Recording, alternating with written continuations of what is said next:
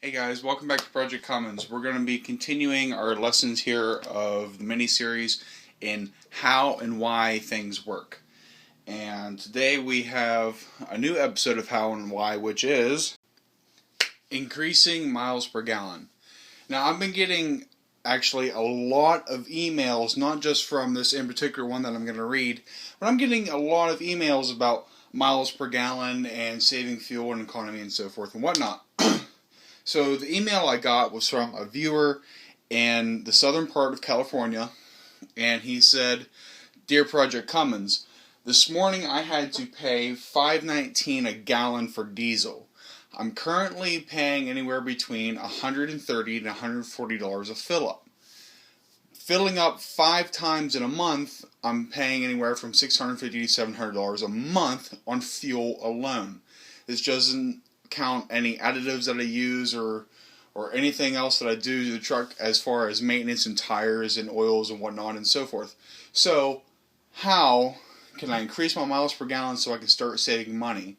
If I cannot bring up the miles per gallon, I'm going to have to get rid of my truck because I can no longer afford it. Please help."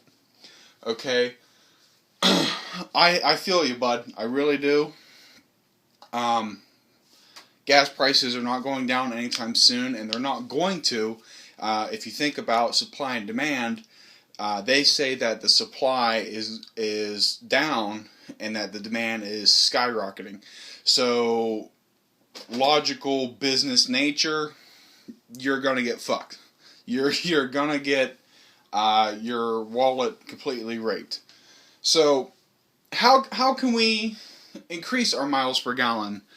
And how can we do it in a way that doesn't hurt our wallet before it helps our wallet?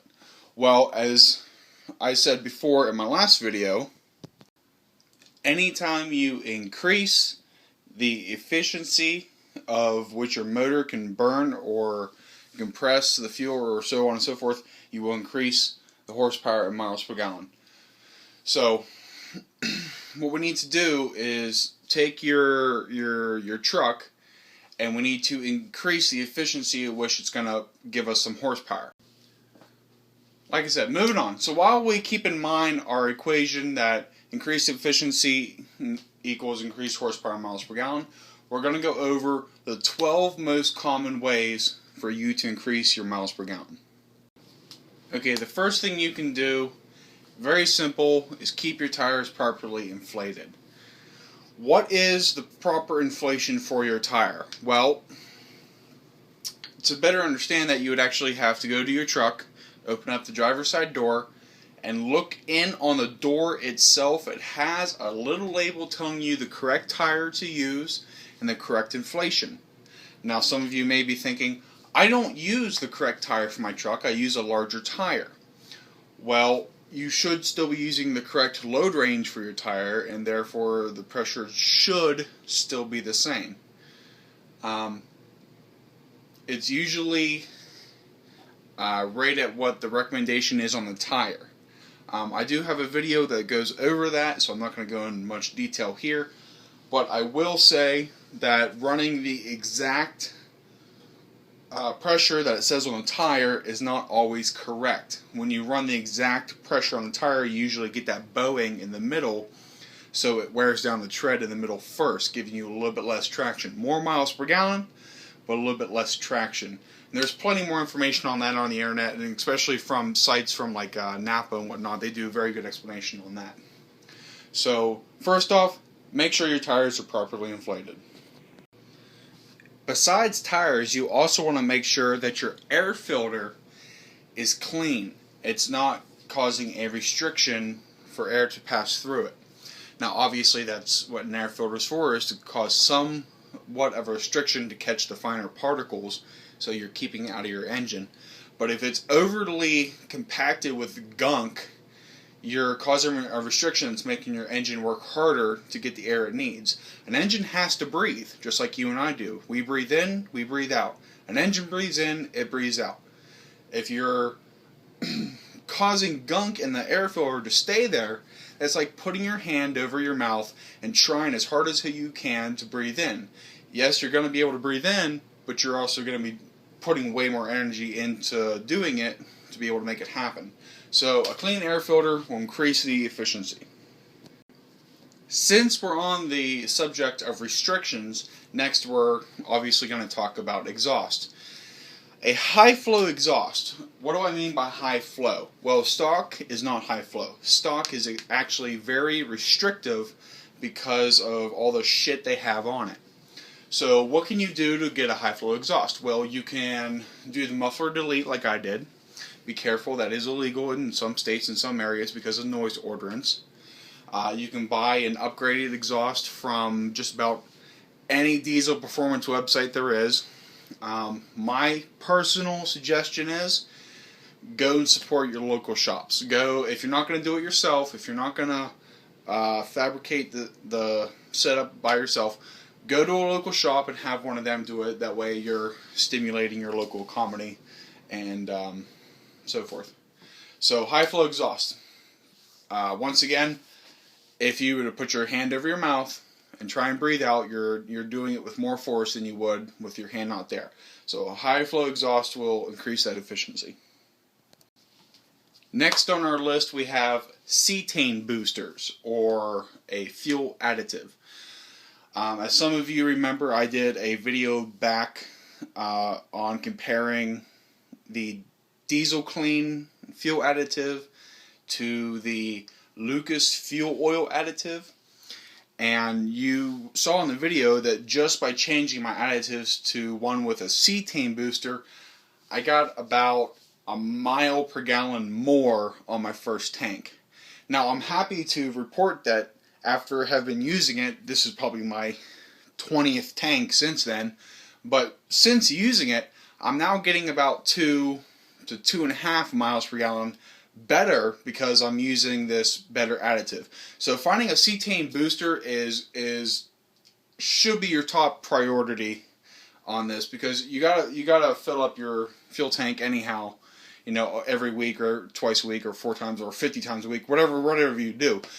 Anytime you do, you add a cetane booster, I'm telling you right now, it'll increase your miles per gallon. Now next on our list I have an air scoop. What is an air scoop? Well, an air scoop, just like companies like Banks Power or S&B have, they have an option where you can add a duct to your air filter housing, and the duct will go under your vehicle. Also, you know, you should be familiar with this really from vehicles that have the giant scoop on the hood. What this does is while you're traveling down the highway or the track or whatever at 50, 60, 70 miles per hour or more, you're taking in a colder, denser air. And it's pressurized because it's forcing it down the throat, so to speak. It creates a pressure on your inlet side of the turbo with cold, dense air, and it just basically makes your turbo more efficient. Anytime when you increase how cold your air intake is, you are increasing the efficiency. Why do I say that? Because the colder your air is, the more dense the air molecules within it are. So if you are condensing the air, you are putting more oxygen in a smaller area, which means you can put more of that air in the cylinder, which is really the whole purpose of using a turbo in the first place. But this just makes that more efficient. Do you have to go out to Banks or S&B or AEM and buy these scoops at $100 a piece? Well, no, you don't. In order to use their scoops, you have to first off have their intake systems, which are better because of the way the intake systems are designed. But you know, their intake systems can be anywhere from $300 to $600 just for fucking plastic. Okay?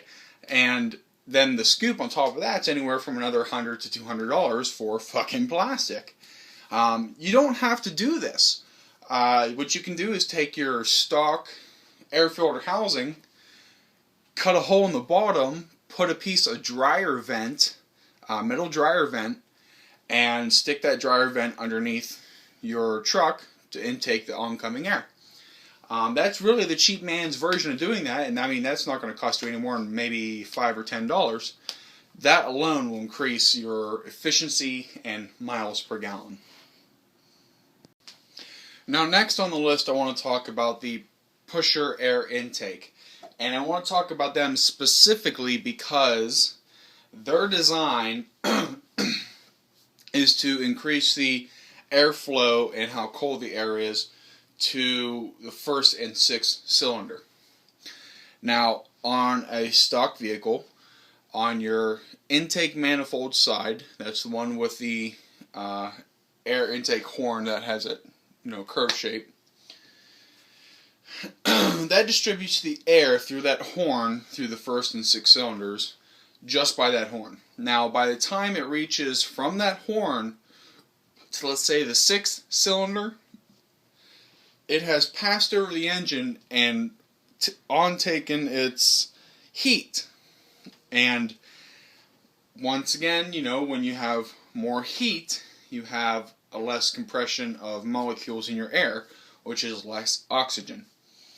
So if you were to split off the intake, just like pusher air does, before that horn, and split it off to the first and sixth cylinders so that it gets colder air, just like the second, third, and fourth cylinders do.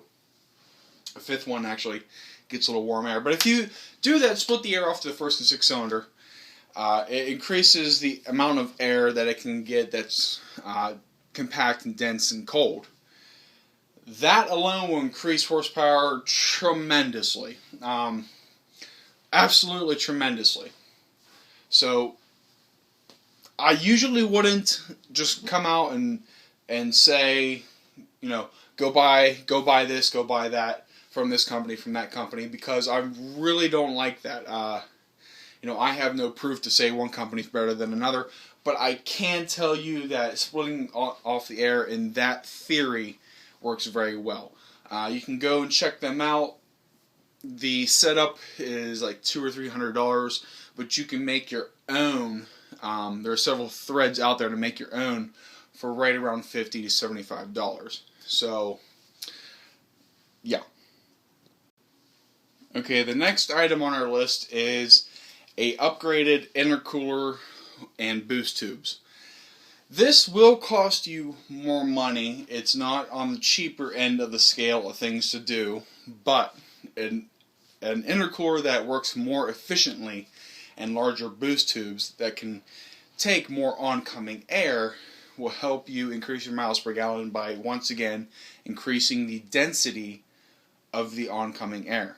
Now, how does this do this? Well, an intercooler takes air from the turbo through the body of the intercooler, which also takes oncoming air, kind of like a radiator while you're driving down the road, to cool off the air with inside, and then push it on through into your intake manifold.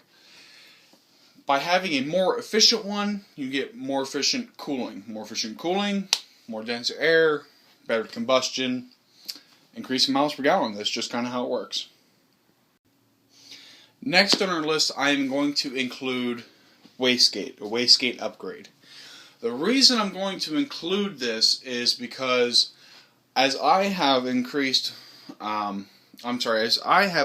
my Wastegate, I have increased the amount of pressure, or PSI, from my turbo I get at lower speeds. So as I am able to increase my spool and to increase the air density, I am once again increasing how much oxygen I am putting into the cylinder.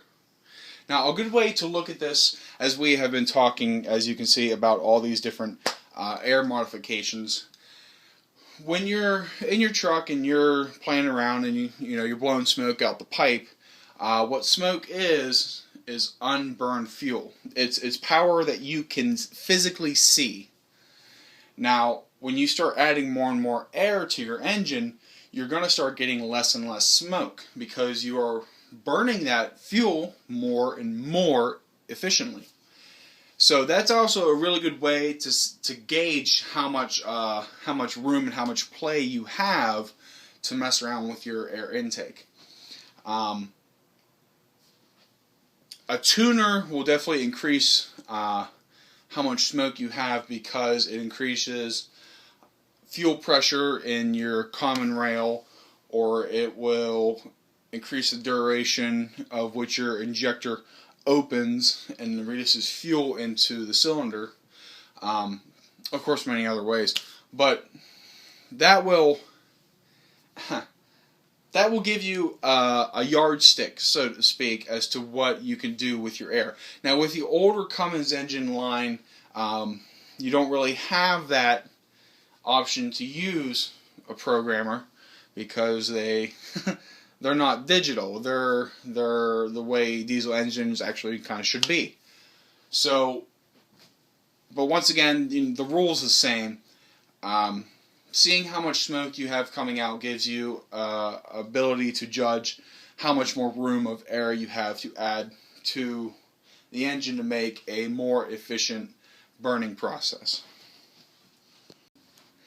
Now, since we went ahead and mentioned it, we're just going to go ahead and cover that one of those common ways to increase your fuel mileage, and that is tuners. If you have a newer truck and not a second gen, one of those 24 valves, a tuner can greatly increase your miles per gallon. Tuners out there, they can go from anywhere from $200 to $1,000 and more. Some of the better ones, I think, would be like Smarty. I'm actually a very big Smarty fan, even though that's not what I have on my truck.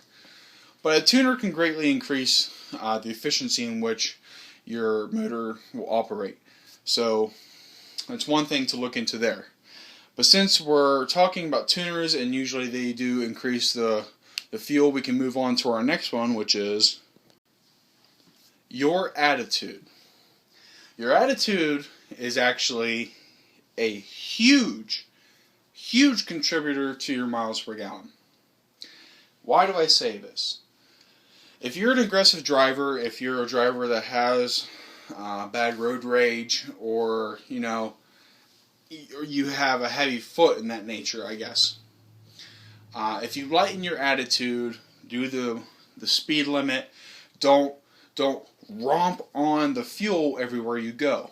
Yes, I know the Cummins motor in the Dodge line of trucks is just a powerhouse. You can just stomp on that pedal and there's all kinds of power coming out to those wheels. I know that, you know that, but you don't have to do that everywhere you go, especially if your ultimate goal is to save miles per gallon. So, take a fucking chill pill. Take your foot off the damn gas. Do the speed limit. Get up to speed at a reasonable rate. And keep your RPMs somewhat low. Change in attitude can actually be a real big factor. Next on our list to talk about is synthetic fluids. And by fluids, I mean your oil in your engine, your gear oil, so on and so forth. Synthetic over regular conventional oil is better. It holds its performance longer. It has a higher performance, and you can go and see this. I don't care who you use, what synthetic company, it doesn't matter, Mobil 1, Royal Purple, they're all better than conventional. My personal favorite, as I have mentioned before in the video Cummins Oil Change, is Royal Purple. Oh my god, Royal Purple, okay? Personally, I don't know of any other company out there that beats them. Now, no, I'm not being paid to say that, I just am a very big fan of Royal Purple. Moving on, synthetic fluids, when it's time to change oil and whatnot, just go ahead and upgrade. You will definitely like it. I personally love it, so give it a try.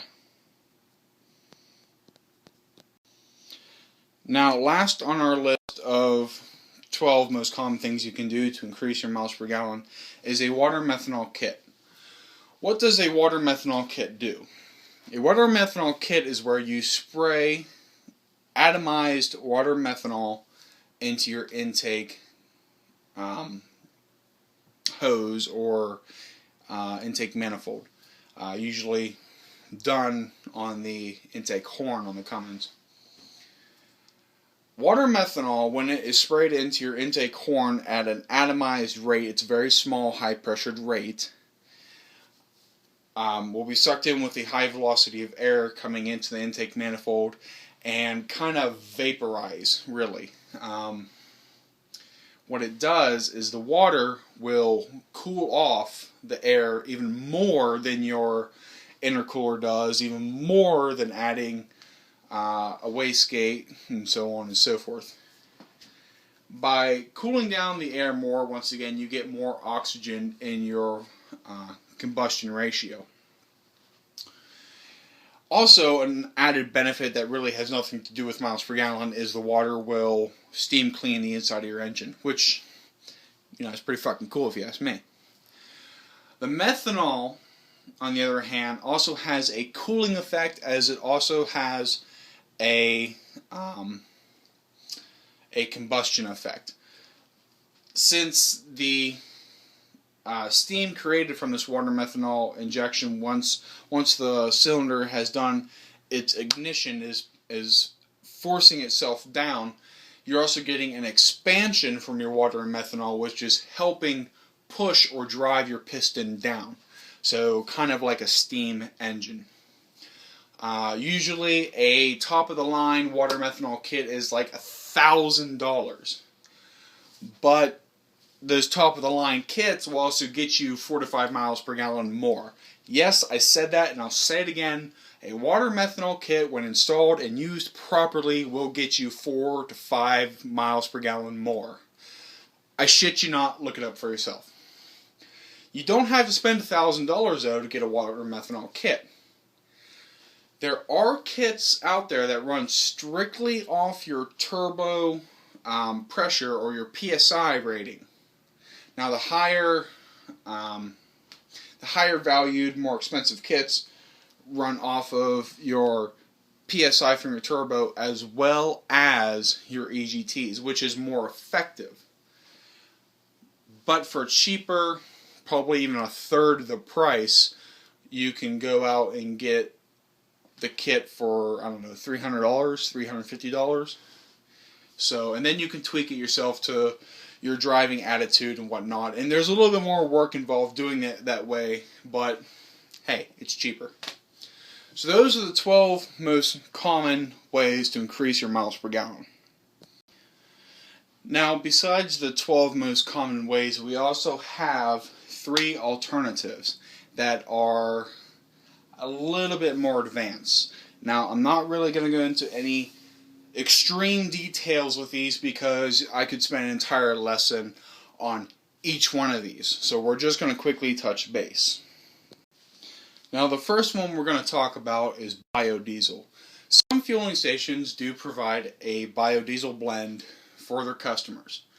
In my particular area, I could probably drive 200 miles in any given direction and not find biodiesel. But the nice thing about biodiesel is you can make it at home with some lye, some methanol, and waste vegetable oil. That's all you need. Now, I'm not going to get into extreme details because I could spend an entire freaking lesson on biodiesel itself. But biodiesel, compared to diesel, not regular diesel, will give you an increase in miles per gallon because of just the chemical compound of which it is.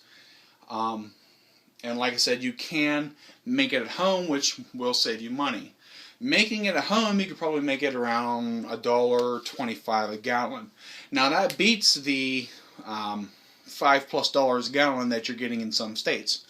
So if you have the time and resources, that's something to look into. Next on our list is a complete waste vegetable oil system. Why am I adding this to the alternative advanced version of increasing your miles per gallon? Well, waste vegetable oil can actually get half the fuel mileage and still save you money because waste vegetable oil is typically free. Yeah, free. Most restaurants that use vegetable oil in deep fryers have to pay someone to take their waste product away from their restaurant. If you can find one of these and be respectful enough to these people, and also probably, contribute to their business a little bit by eating there, you could probably take away their waste vegetable oil for free. Once again, be kind and courteous to the owner, and he'll probably throw it your way. Probably be happier in hell to give it to you. Now, you can set up a waste vegetable oil system in your truck for probably as little as nothing. In small quantities, you could probably run it in your diesel fuel itself. I do not really condone that because the viscosity of the oil is a lot higher than diesel, and first of all, your injectors are not going to like it, and second of all, if you're just dumping it straight into your tank, it's not filtered in any way. So, there's a lot more work in waste vegetable oil, but if you have the time and resource to do it, it can actually save you a lot of money, because the only thing you're going to have to buy from then on is probably going to be some type of filtering system. So you're looking as cheap as completely free to run on waste vegetable oil, and probably the most it will cost you is, let's just say, 25 to 50 cents a gallon. And that's, in my mind, that's if you're buying filters and running on a filter system. So 25, 50 cents a gallon. And finally, the third item on our alternative advanced list of things you can do to increase your miles per gallon is an HHO system. What is an HHO system? Quite literally, the letters stand for hydrogen, hydrogen, oxygen. And it is a process of using electrolysis to separate the hydrogen and oxygen molecules from water and inject that into your diesel engine. Now, once again, I'm not really going to get into the extreme details, because that system alone, I could probably spend an hour talking about, or even hours talking about. And what it really does is, once you use the process of electrolysis to add hydrogen and oxygen to your system, it will compound onto the diesel fuel itself and making your combustion so much more efficient. Now, what can we expect in mile per gallon gains from an HHO system? Are you ready for this? Using an HHO system correctly, you could double your gas mileage. I know, hit on the brakes. Holy shit, what did he just say? Listen closely, because I'll say it again. With an HHO system done correctly, you could double the fuel mileage in any engine. Now, I know you're thinking, holy fuck, you can't just stop there, I gotta know more. Well, it gets really complicated, because to do it efficiently, there's no proven system out there, and you really just have to figure it out. But that will probably be in another lesson coming up, or maybe even another project, depending on how many people out there really want to see that. So that's my version of what you can do to increase your miles per gallon, guys. I hope this really helps out. If you have any questions further on what I've covered today, or want me to go in any more depth on any in particular one thing you can do, let me know. I'll do the best I can to answer your questions. So until next time, guys, I'll see you guys later.